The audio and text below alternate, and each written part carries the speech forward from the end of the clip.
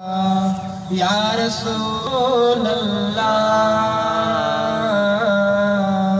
वसल्लम अलैका या हबीब अल्लाह। सुभान अल्लाह।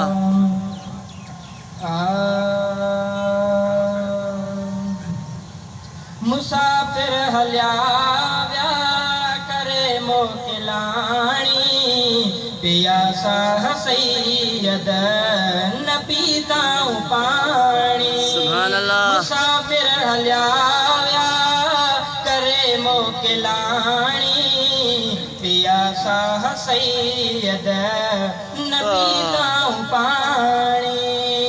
हो तरानन तीरन जो बणियो निशानो ॾिसी गम सजण जो पाक नालो। सुभान अल्लाह। तरानन तीरन जो बणियो निशानो ॾिसी गम सजण जो पाक नालो रुनो पाक नालो।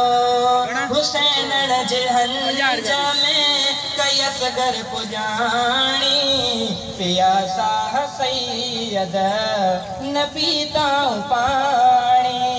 मुसाफिर हलिया व्या करे मोकिलाणी पिया साह सैयद न पीताऊं पाणी।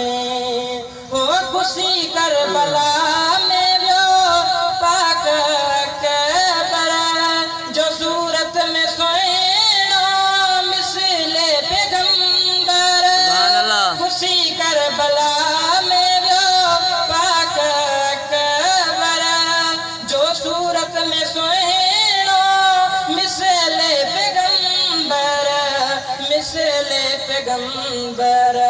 कासिम घोट पहुंची वनी कोन माणी पिया साह सैयद न पीताऊं पाणी।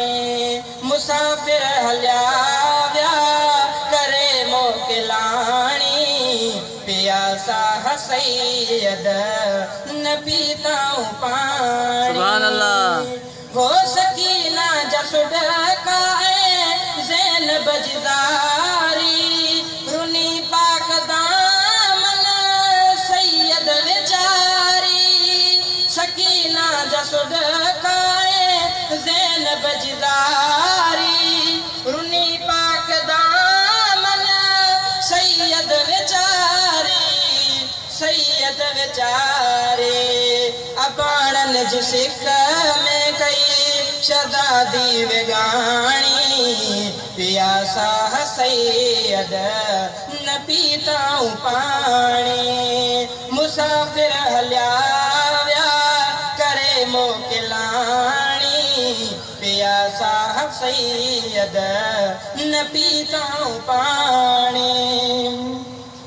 वया बादू कटजी अलमदार वारा संभाले सजण खे वन नैण नारा। वया बादू कटजी अलमदार वारा संभाले सजण खे वन नैण नारा वन नैण नारा।